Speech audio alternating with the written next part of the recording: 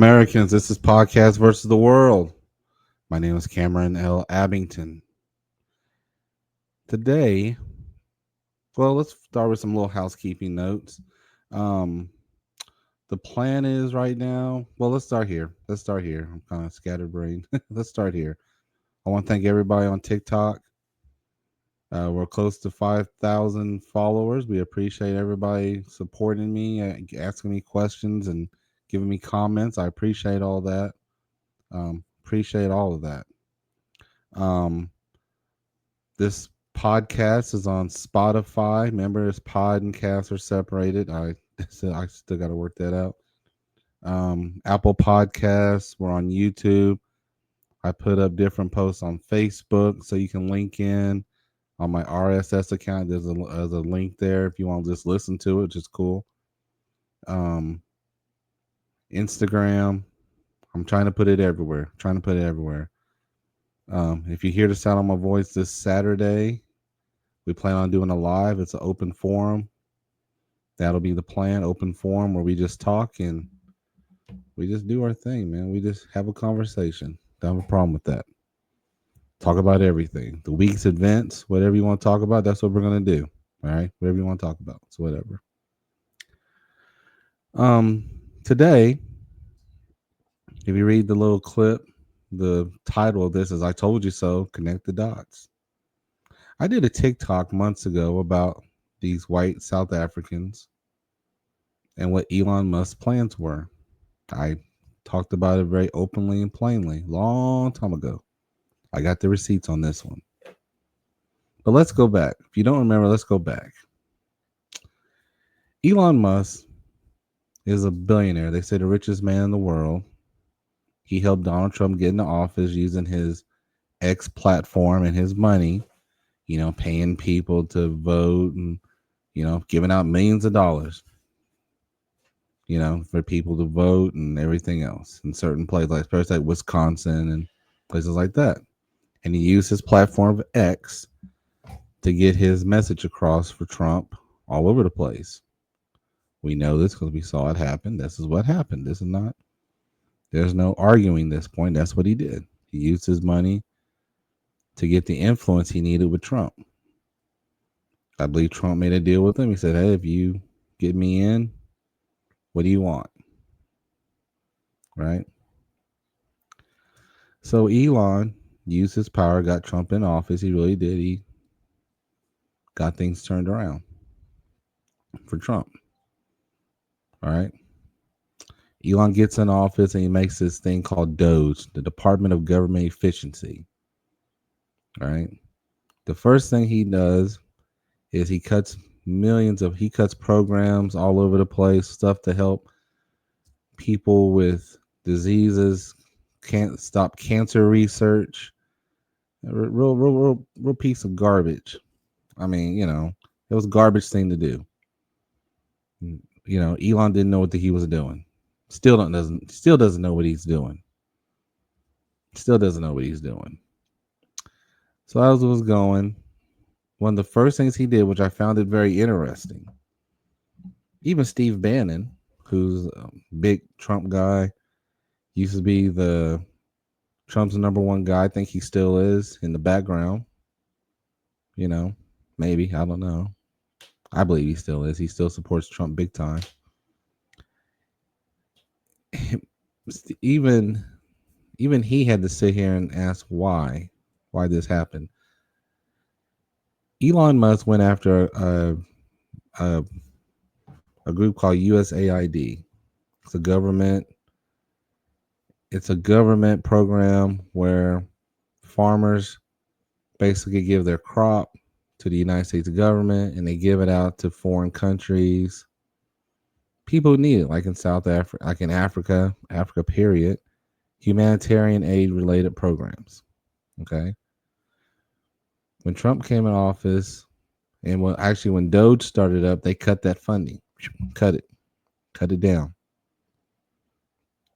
Trump signed an executive order making a 90-day pause on all foreign development aid. This also cut the suspension of USAID programs. Okay. Now, farmers were waiting on that money.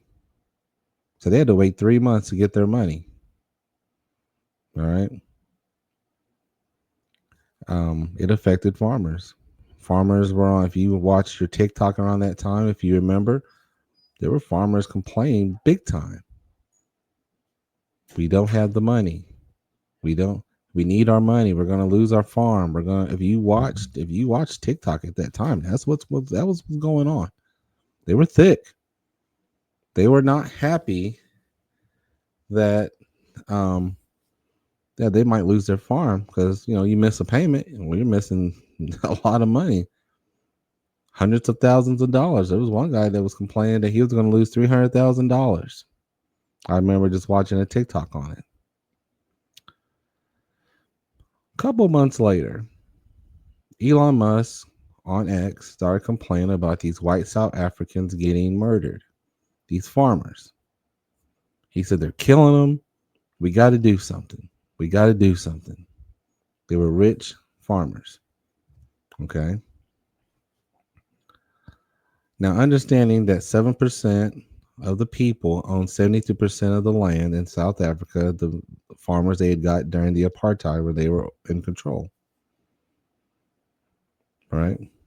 And he kept preaching this lie. Come to find out it's a lie. Kept just preaching it and preaching it and preaching it. Okay.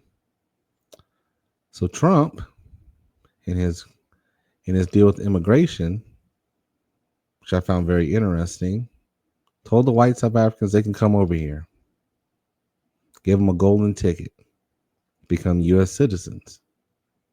But they're farmers. What are they going to do? I got some farmland to sell you. While farmers were losing their farms. Now, my information doesn't say this is what's happened, but connect the dots. If I bankrupt people, you think a bank's going to wait 3 months, 4 months to get their money if they owe a bunch? And to come up with that kind of money, good luck. Now, looking on my information here, it says they got paid. But did they get it in time? I don't know. I know we have a lot of white South African farmers here. Done by Donald Trump and Elon Musk. Doge, which I found that very crazy. This is why Elon Musk's reputation as a person is really taking a hit. He's done it to himself. He attacked American farmers, the working class in America, with his cuts to Medicaid, saying there was fraud. There wasn't that much fraud, people. They're not $500 million or $1 billion or $800 billion. What the cuts to Medicaid are going to be, they're not that much fraud. Elon Musk did the cuts to make it look like this is what he was doing, fighting fraud and all that. He did it for his white South African farmers, cutting USAID.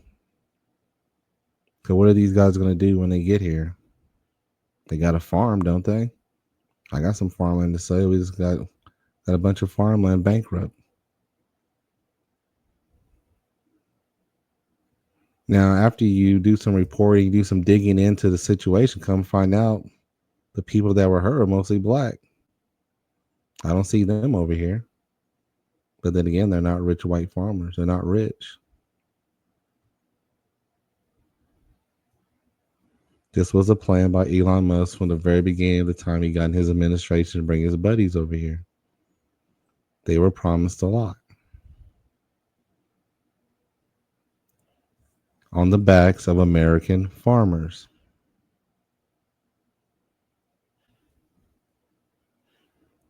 Now, some farmers got lucky and they got their pay. Some of them didn't.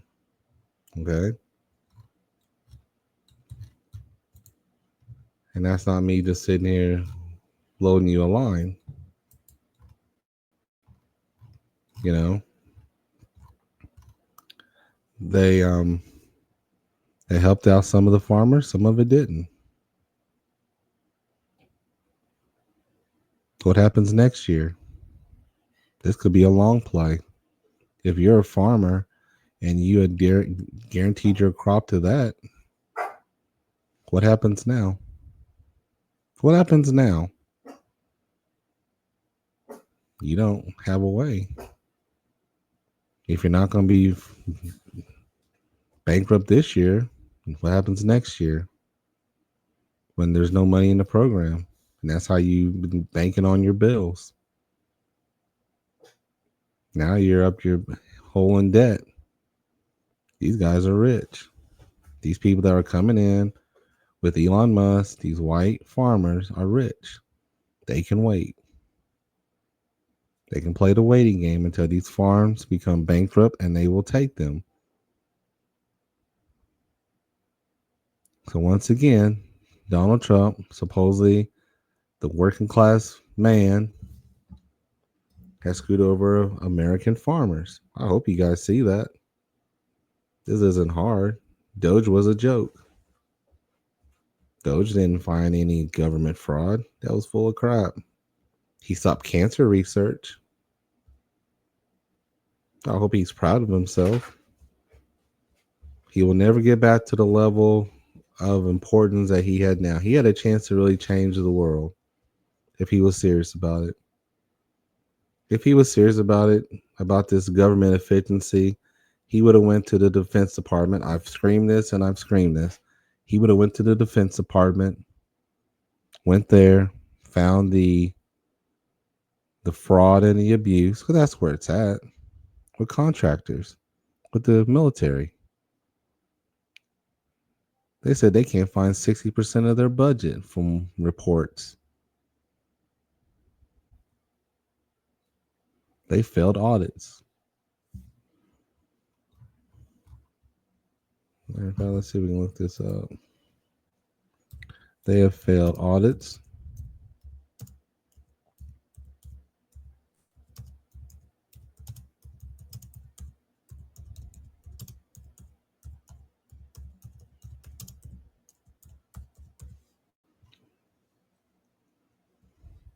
I mean, if you're really going to go after somebody, wouldn't that be the place to go? That's one of the biggest budgets we got in the government. But here we go. But let's go after the poor people. Let's go after the farmers. Listen to this. The U.S. Department of Defense has failed to pass all 7 of its comprehensive department-wide financial audits since it began conducting them annually in 2018. Think about that for a second.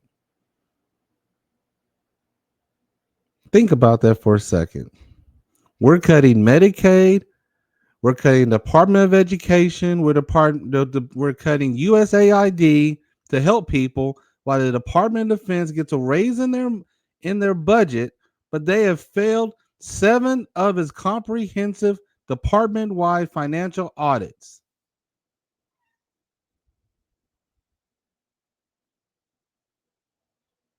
Are you serious? But he's so proud of Doge. I hear more about Doge than I think anything else.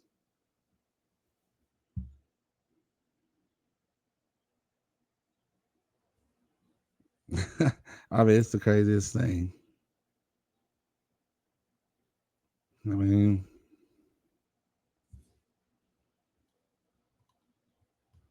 oh yeah. There's a under the National Defense Authorization Act, the DoD, Department of Defense, is mandated to achieve a clean audit opinion by 2028. But I'm pretty sure Medicaid didn't get to have that. They just cut them out.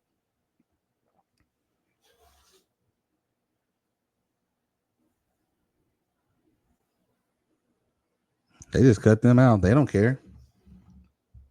We can cut out USAID. Just cut them. Cut them like a knife. Just cut them.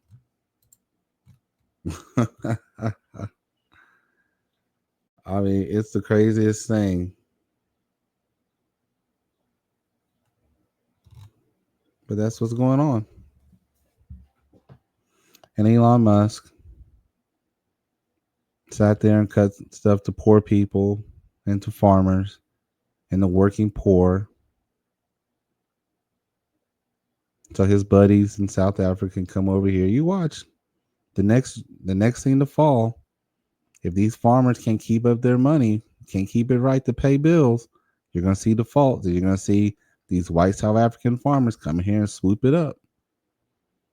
And the next thing you're gonna hear about from farmers, hey, why we lost our farmland. And then on the other end, you have Donald Trump and his immigration policy. He told Americans, I'm going to get rid of the bad hombres. Now, he got rid of anybody that could say hombre, is what he did. Their states right now suffering. Florida suffering because people not coming to work. Scared they're going to get deported.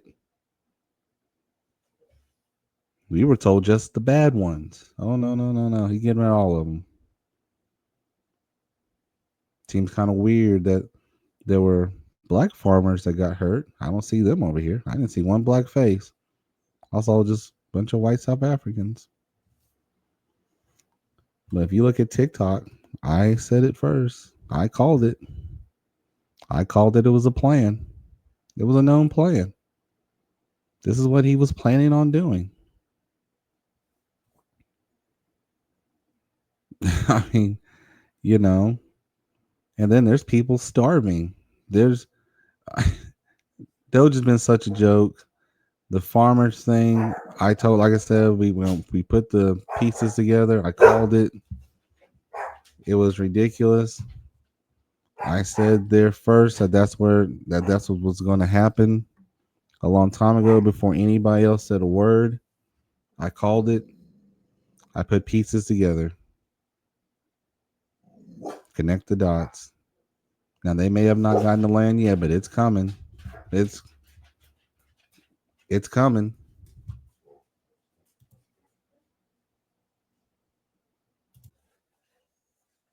We called it here first. We called it here first. We called it here first. It's a shame. It's a shame. It's a shame. And these people voted for Trump. A lot of farmers voted for Trump.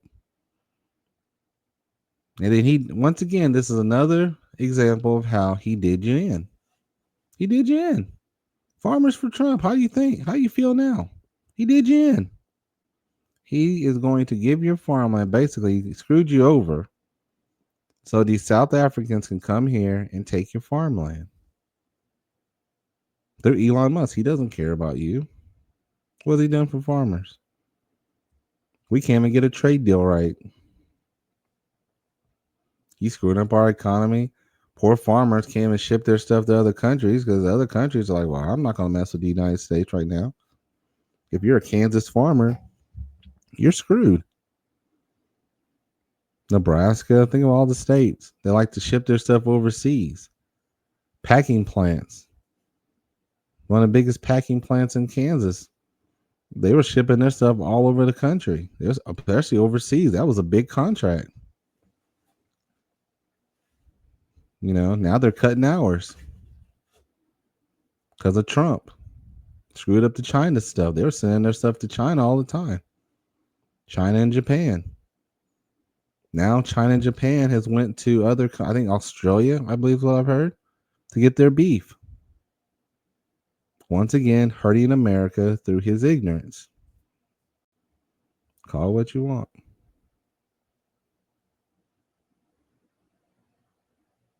So this was just I told you. I just needed receipts. I got them. I called it. I called it. It's a shame. It's a shame that, I called this. I didn't want to be right. I was hoping I was wrong about it, but it was kind of, like, well, it's kind of what it looks like. It is what it is, kind of what it looks like. We'll call it for what it is. This is Podcast versus the World. My name is Cameron L. Abington. We're on all your podcast locations. If you made it this far, like and subscribe. Leave a comment if you think I'm nuts and you don't believe all this is going to happen to the farmers. Let me know. I appreciate it. I had some comments that I did. Let's see here on TikTok. Matter of fact, I wanted to bring up. I want to tell somebody. I want to tell them thank you. Let's see here. We have a lady by the name of Edie Bay who commented on a video I did that said they want women to birth children into poverty so those kids can end up in jail, minimum wage factories working for those who pass the bill. It's crazy to me. Now this is going on to another topic, but we'll just talk about it real quick since I'm sitting here looking at stuff. Um, people, it's crazy to me. They don't like abortion because some people actually look at their life and say, "Listen, we can't afford a child right now," and they're very honest about it. And I commend them immensely for saying, "Listen, we can't afford a child right now. I'd rather, you know, just not bringing the baby into the world. If that's their decision, that's their decision or her decision. That's her body. That's what I believe." Do I sit here and champion abortion and jump up? Hey, abortion, woo, good. No, no. I just say it's a woman's right to choose, not mine. Don't give me the whole biblical stuff. I mean, if your religion leads you that way, that's one thing. I believe there's something else going on with this that's past religion, but another topic for another day. So then we have these poor mothers who can't afford these babies, but we're going to cut Medicaid, where it's not going to exist. If they get what they want with this big, beautiful bill, it will be done. We're cutting SNAP benefits, right? You know, up until the age of 7. You got that's the craziest thing ever, right? We're cutting housing vouchers. If you're on Section 8, well, you might want to start paying attention. If you're not a voter now, you better start. You better get there and vote. You better vote. Listen. There's only Republican three Republican congressmen that didn't vote for the big beautiful bill. All right. I live in the state of Kansas. It wasn't none of mine. Even though a good portion of the people in Kansas use Medicaid, and if they get what they want, it's going to raise the debt and eventually jump on Medicare. But I want to thank this. What was her name again? Evelyn Evie Bay. I want to say thank you. I appreciate the comment. I really do appreciate it. Really do appreciate it. Then there was another lady who wrote me because I was talking about Walmart. Now Walmart. So what she wrote was, She commented who worked for Walmart, and she rolled her eyes. So let me explain something to you. Walmart does have a new initiative. I will admit to that. That started this year. Walmart, since I was a kid, and I've known people who worked at Walmart, has always tried to keep people from working overtime or working a full-time schedule. That is a true statement. I'm not lying about that. That's how Walmart worked. Many, many years. Okay. Even now, let me see if I can find out what I was looking at.